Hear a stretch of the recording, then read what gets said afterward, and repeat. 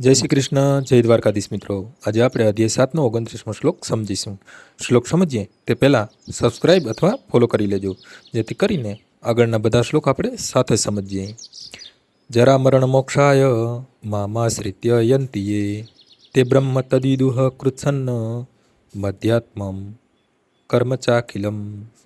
જે બુદ્ધિશાળી મનુષ્યો જરા તથા મરણમાંથી મુક્ત થવા પ્રયત્નશીલ રહે છે, તેઓ મારી ભક્તિનો આશ્રય ગ્રહણ કરે છે. તેઓ વસ્તુતઃ બ્રહ્મ છે, કારણ કે તેઓ દિવ્ય કર્મો વિશે પૂર્ણપણે જાણે છે. જન્મ મૃત્યુ જરા તથા વ્યાધિ આ ભૌતિક શરીરને સતાવે છે, આધ્યાત્મિક શરીરને નહીં. આધ્યાત્મિક શરીરને જરા જન્મ મૃત્યુ રોગ હોતા નથી. તેથી આધ્યાત્મિક શરીર પ્રાપ્ત કરનારને પૂર્ણ પુરુષોત્તમ પરમેશ્વરના એક પાર્ષદ થવાનું તથા નિત્ય ભક્તિ કરવાનો અવસર મળે છે, અને તે જ વાસ્તવમાં મુક્ત છે.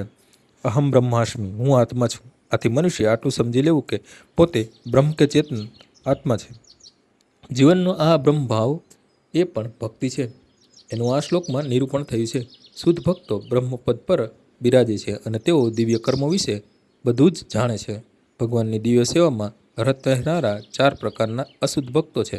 તેઓ પોતપોતાના ધ્યેયને પ્રાપ્ત કરે છે, અને ભગવત કૃપાથી જ્યારે તેઓ પૂર્ણપણે કૃષ્ણ ભાવના પરાયણ થઈ જાય છે, ત્યારે તેઓ પરમેશ્વરના દિવ્ય સંઘનો વાસ્તવિક આનંદ માણે છે. પરંતુ દેવોની ઉપાસના કરનારા મનુષ્યો ક્યારેય ભગવત ધામને પામી શકતા નથી. એટલે સુધી કે અલ્પજ્ઞ બ્રહ્મનો સાક્ષાત્કાર પામેલી વ્યક્તિ પણ કૃષ્ણના પરમધામ ગોલોક વૃંદાવનને પ્રાપ્ત કરી શકે નહીં. કેવળ કૃષ્ણ ભાવના મૃતમાં કર્મ કરનાર મનુષ્ય જ મામ આશ્રિત્ય બ્રહ્મ કહેવડાવનાર અધિકારી બને છે, કારણ કે તેઓ ખરેખર કૃષ્ણધામના પહોંચવા માટે પ્રયત્નશીલ હોય છે.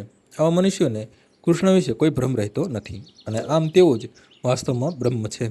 જે લોકો ભગવાનના આર્ચ વિગ્રહની પૂજા કરવામાં સંલગ્ન રહે છે, અથવા જેઓ ભવબંધનમાંથી મુક્ત થવા માટે નિરંતર ભગવાનનું ધ્યાન ધરવામાં પરોવાયેલા રહે છે, તેઓ પણ ભગવત કૃપાથી બ્રહ્મ અભિભૂત વગેરેના તાત્પર્યને જાણે છે, જે વિશે હવે પછીના અધ્યાયમાં ભગવાને સમજાવ્યું છે.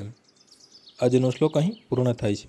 આવતીકાલે ફરીથી સવારે 6 વાગ્યે મળીશું. જય શ્રી કૃષ્ણ.